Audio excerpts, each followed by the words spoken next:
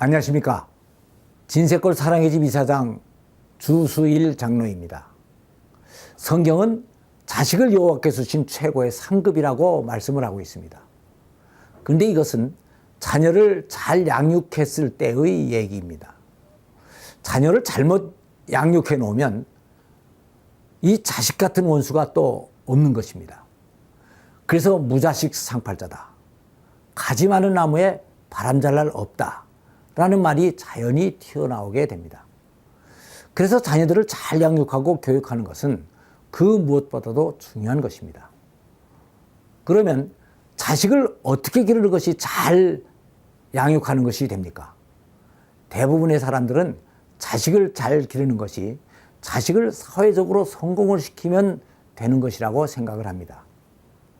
그러나 사람들이 세상을 살아갈 때 사회적으로 성공하는 것보다 훨씬 더 중요한 것이 하나 더 있습니다. 그것은 바로 가정적인 성공입니다. 그래서 자녀들을 잘 양육하는데 또 다른 기준이 하나 있는데 그것은 가정 안에서 부모에게는 효자가 되게 하고 자녀들에게는 훌륭한 부모가 되게 하고 남편에게는 현모양처가 되게 하고 아내에게는 자상하고 존경스러운 남편이 되게 하는 것입니다. 자식이 사회적으로 아무리 성공을 했다고 하더라도 그 자식이 불효자가 되고 부모와의 관계가 안 좋아진다면 그 사회적인 성공이 어떤 의미가 있겠습니까? 부모는 그런 자식을 낳은 것을 후회하게 될 것이고 또 이렇게 되면 자기를 낳은 것을 후회하는 부모 앞에서 행복할 수 있는 자식은 아무도 없을 것입니다. 그런데 사람들은 흔히 효자는 성품적으로 타고나는 것이라고 생각들을 합니다. 그러나 효자는 타고나는 것이 아니고 부모에 의해서 만들어지는 것입니다. 그러면 부모가 자녀를 어떻게 효자로 만들 수가 있겠습니까? 그 비결은 바로 창세기 1장 24절에 남자가 부모를 떠나 아내와 연합하여 둘이 한 몸을 이룰지로다 라고 하는 말씀 안에 있습니다. 여기에서 이 부모를 떠나서 라고 하는 말은 자녀들에게는 떠나라는 말이 되지만 부모에게는 자녀를 떠나보내라는 말이 되는 것입니다. 그래서 부모들은 자식을 잘 기른 다음에 아무런 미련이 없이 대가를 바라지 말고 떠나보내야 합니다. 이 간단한 원리가 바로 자녀들을 효자로 만드는 숨은 비결이 됩니다. 그러니까 반대로 부모가 자녀를 떠나보내지 못하면 이것은 자식을 불효자로 만드는 결정적인 요인이 된다는 것을 말해주는 것입니다. 사람들은 어떤 것에 뭔가 많이 투자를 하면 거기에 대하여 많은 기대를 가지게 됩니다. 이것은 자녀 양육에도 마찬가지입니다. 부모들은 자녀를 기르는 동안 자녀들에게 말할 수 없이 많은 투자를 하게 됩니다. 그래서 많은 기대를 가지게 되는데 대부분의 자녀들은 이 기대에 부응하지를 못합니다. 그러면 부모들에 대해서 죄송한 마음을 가지게 되고 부모를 떠나려고 시도를 하게 되는데 이렇게 되면 부모가 섭섭해질 수밖에 없습니다. 그런데 이렇게 되는 것은 자녀가 나빠서 그런 것이 아닙니다. 하나님께서 자식은 성장을 하면 다 부모를 떠나서 아내와 연합하여 다른 삶을 살 수 있게 만드셨기 때문에 그렇게 되는 것입니다.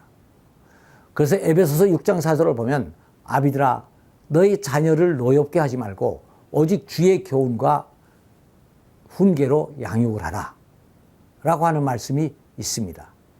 이 말씀의 첫 번째 의미는 우선 부모들이 자식을 과도하게 나무라서 노엽게 하지 말라는 말입니다.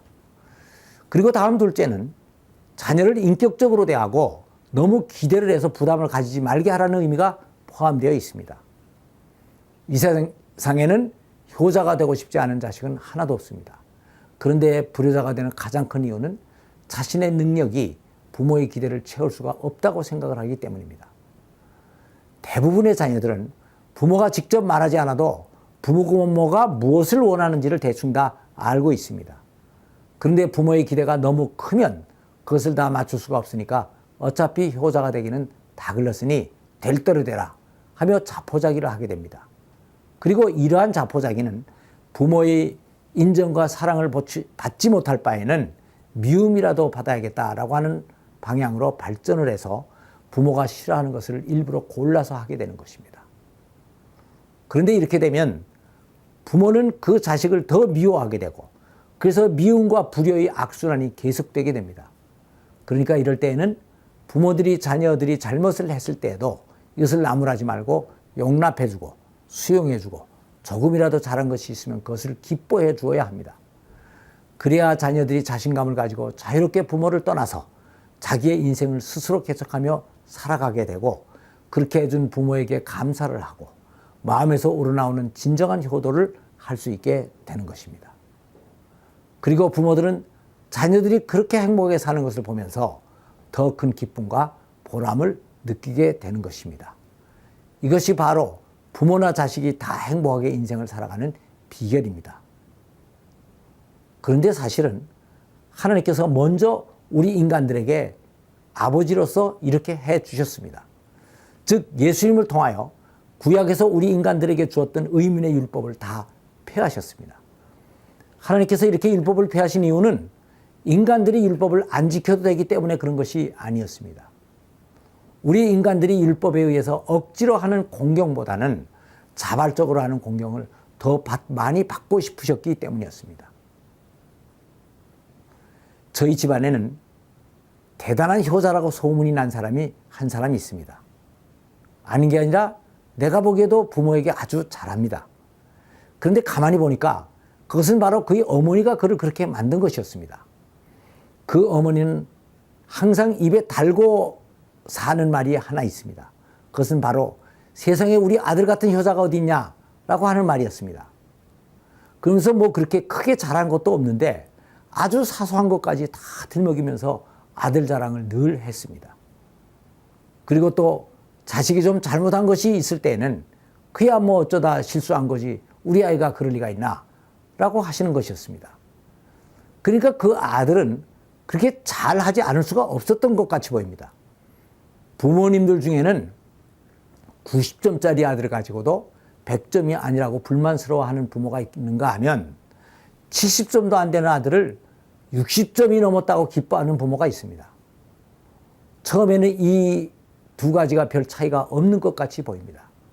그러나 이것이 오랜 세월이 지나다 보면 90점의 아들은 70점으로 떨어지고 70점의 아들은 90점으로 올라가는 것을 볼 수가 있는 것입니다. 그러니까 자녀들이 효자가 되지 못하는 것은 결국 부모들의 책임입니다. 효자와 불효자는 태어나는 것이 아니고 만들어지는 것입니다. 인간은 부모에 의해서 만들어지는 하나의 작품입니다. 그런데 자식이 효자가 되지 못하면 그런 자식을 가진 부모가 먼저 불행해집니다. 그러나 나중에 보면 부모만 불행해지는 것이 아니고 자식도 똑같이 불행해집니다. 부모가 자기를 낳은 것을 후회하는데도 이것과 관계없이 행복할 수 있는 자녀는 이 세상에 하나도 없기 때문입니다. 감사합니다.